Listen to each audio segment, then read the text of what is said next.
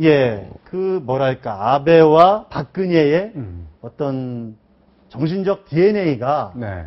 어떻다 이거를 좀 한번 설명을 좀 들었으면 좋겠어요. 예. 우선은 말이죠. 박근혜 정부가 출발했을 때에 일본에서는 되게 환영을 했어요. 박정희 대통령이 딸이 된 것 때문에 일본 육군산업 출신 박정희 대통령 국교 정상화시킨 박정희 대통령이 딸이 된 것 때문에 되게 기대를 많이 했거든요. 그런데 이제 그 다음에 이제 이 박 대통령께서 이제 계속 신뢰 원칙 얘기하면서 역사 문제뿐만이 아니라 박근혜 대통령 입장에서는 이제 일본에서 아주 박근혜 대통령 인기가 최하예요. 지금 일본 국민들이 지금 최합니까? 최합니까? 왜 그러냐? 한때는 괜찮다고 처음에 좋았다가 예. 왜 그러냐니까 일본에서는 이제 고자질 외교라고 하는데 당사자끼리 풀어야 될 문제를 외국 나가서 미국에 가서 영국에 가서 중국에 가서 자꾸 일본 얘기를 한다. 이게 고자질 얘기 아주 일본에서는 아주 나쁘게 봅니다. 다음에 어느 잡지인가 기사에서도 한번 그렇게 해서 한번 논란이 됐잖아요. 그러니까 일본 예. 국민이 대부분 그렇게 생각하고 있어요. 그러니까 일본에서는 이거는 상식이 벗어난 짓이다 얘기를 해요. 당사자끼리 얘기를 해야 되는 걸 왜 중국 가서 미국 가서 영국 가서만 이렇게 얘기 안 하냐. 그럼 호가 호의라고 그래요. 여우가 호랑이의 위세를 빌려서 설치는 것. 이런 식으로 해서 아주 국민 감정이 박근혜 대통령에서 나빠졌다. 이런 실제 부분. 그런 건 아니잖아요, 박근혜 대통령이. 예. 글쎄, 그건 박근혜 대통령께서 얘기 들어봐야 되겠어요. 근데 요번에 대통령끼리 만나서 그런 일본 문제, 당연히 시진핑, 오바마 만나서 동북아 정세를 당연히 이야기를 하는 거지. 그거를 안 한다는 게 말이 됩니까? 아니야, 일본에서는 아주 그걸 비상적인 걸로 생각해요. 일본과 한국의 문제인데 일본하고 서로 당사자끼리 얘기해야 되는데 왜 그러냐. 그런 식으로 해서 일본에서는 이걸 아주 비상식적으로 본다, 전통적으로. 그게 있고, 그다음에 아베는 그 DNA 문제인데 아베는 그 기시노부스케의 외손자고 그 집안 자체가 아주 우경화된 집안이에요.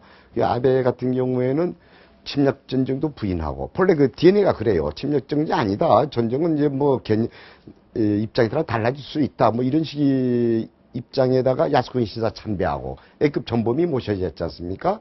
그리고 역사인식에 대해서 이제 과거 다 전력 부저 이 반성을 하지 않고 그렇죠. 이런 속에서 군사대국가 공격적으로 이 군사를 사용할 수 있는 집단 자유권 문제를 꺼냈잖아요. 또 핵무장하려고 하고 있고 이른바 보통 국가라는 미명하에 그 짓을 하고 있어요.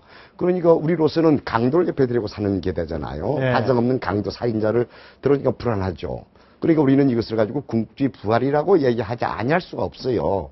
우리는 당연히 그렇게 우려하고 걱정하고. 그러니까 한국에서 이제 일본에서 국민들까지도 일본인은 반일의 감정이 심하고 일본에서는 한국에 대한 반일 감정이 국민 레벨까지 침투해가지고 지금 최악의 상태에 국제정세 50년인데 최악의 상태에 와 있는 게 한일 관계다. 여기 보면 아베라든지 일본을 책임지는 아베라든지 박근혜 대통령께서 진지하게 일본을 자꾸 무시해도 되는가?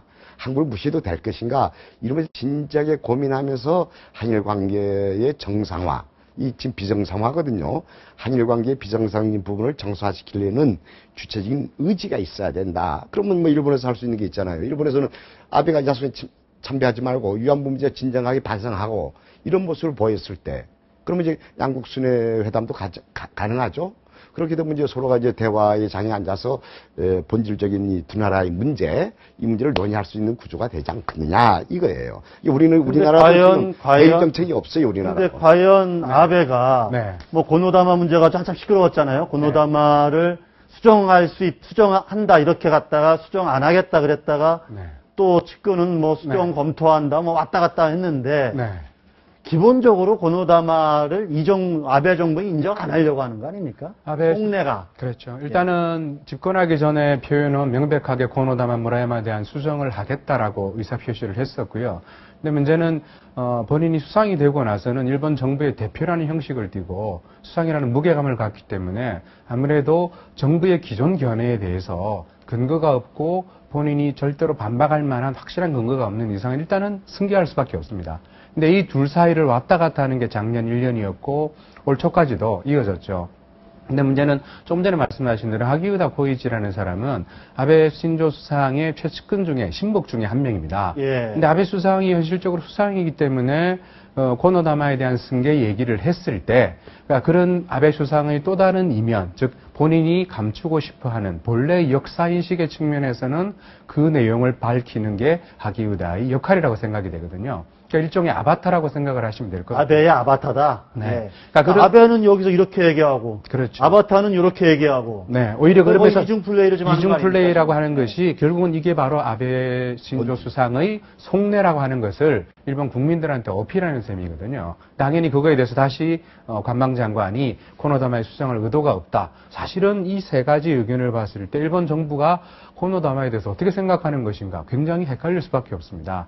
그만큼 코노다마의 무게라고 하는 것은 일본국 위안 문제와 맞물리게 되고 미국이 가지고 있는 의사들, 특히 2007년에 미 하원의 위안부에 대한 결의도 있거든요. 그러니까 그 행정부가 지금도 민주당 행정부로 이어지고 있기 때문에 어쨌든 위안부 문제에 관해서는 일본 정부도 불편할 수밖에 없으니까 그렇지만 보수 지지층을 달래기 위해서라도 본인의 복심, 신복에 해당하는 사람이 속내를 계속적으로 반영한 그러니까 도발적인 언사를 되풀이하는